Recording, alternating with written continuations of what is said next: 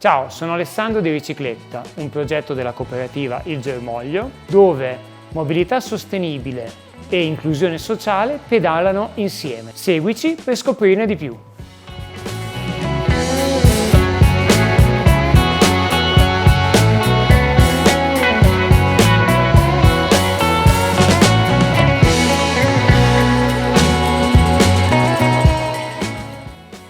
Ragazzi, prossima domanda molto difficile, concentrati, pronti a rispondere?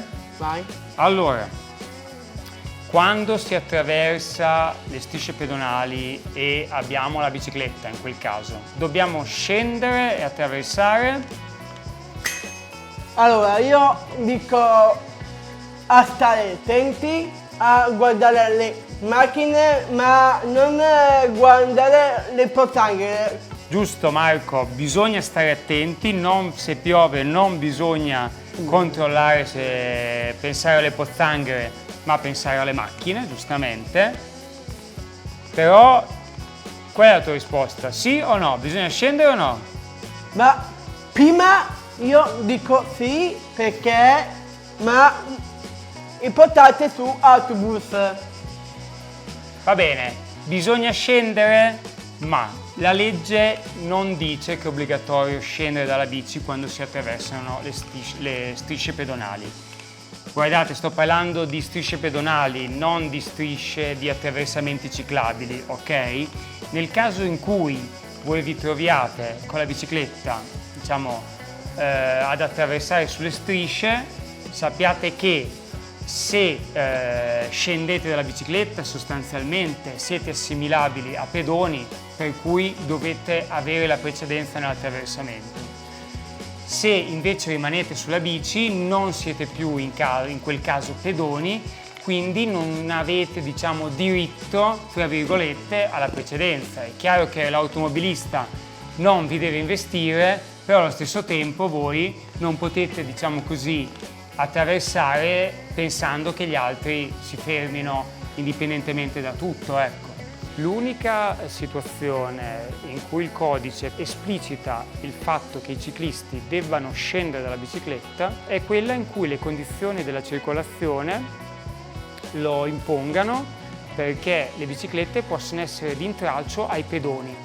Una situazione del genere può essere per esempio quando ci sono zone pedonali dove ci sono molti pedoni, per cui non ha senso rimanere sulla bicicletta ed è molto più sicuro scendere e condurre la mano.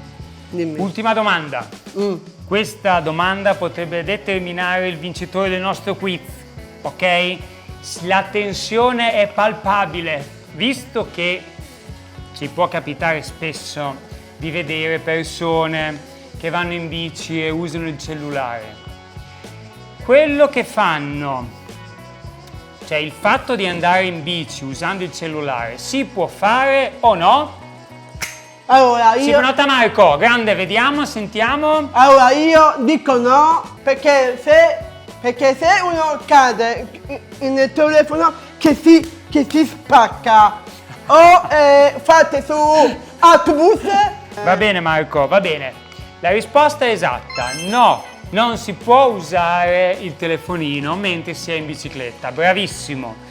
Però la motivazione non è che se cade si spacca, va bene Marco, anche se effettivamente potrebbe essere un problema. Il motivo è che quando si viaggia in bicicletta bisogna tenere entrambe le mani sul manubrio, a meno che non si debba segnalare uno spostamento di carreggiata o una svolta.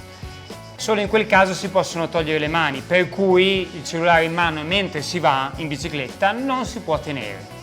Il mio consiglio, se proprio dovete utilizzare il cellulare in bicicletta, aspettate le telefonate o vi serve per lavoro o altri motivi importanti, è quello di utilizzare un auricolare Bluetooth in un solo orecchio, in modo da lasciare libero l'altro e avere una percezione ottimale dei rumori, di quello che può succedere nella strada, e non avere l'ingombro dei fili degli auricolari classici, così potete muovervi più liberamente. Quindi decretiamo il vincitore di questo quiz. Vince Marco, complimenti, bravo lo stesso, complimenti. Un segreto, se qualcuno telefona ti fermi e rispondi al telefono, non andare in bici. Bravo, mi sembra molto saggio, bravo Radu, bravo.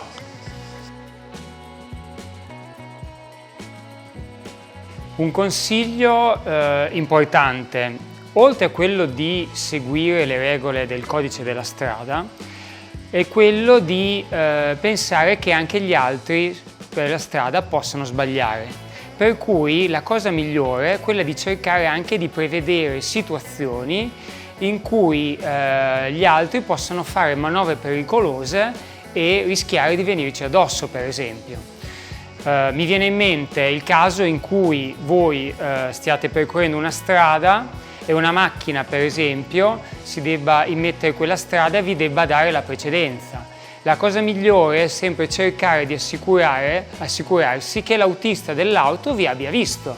Se non vi ha guardato o non vi ha visto, state molto attenti perché potrebbe partire proprio mentre passate. Un'altra situazione, per esempio, è quella in cui voi ad un incrocio dobbiate proseguire lungo la vostra strada e a un certo punto una macchina vi affianca. Ok, se questa macchina deve svoltare e pensa di superarvi tranquillamente perché è più veloce, ma in verità non ha calcolato bene la vostra velocità e la sua, potrebbe girare e tagliarvi la strada e voi finirgli addosso o la macchina travolgervi. Quindi state sempre attenti a quelle che possono essere le manovre degli altri. In questo modo sicuramente riuscite ad aumentare la sicurezza nel viaggio ed aumentare la vostra percezione anche di quello che può succedere mentre siete in bicicletta. E voi a casa com'è andata?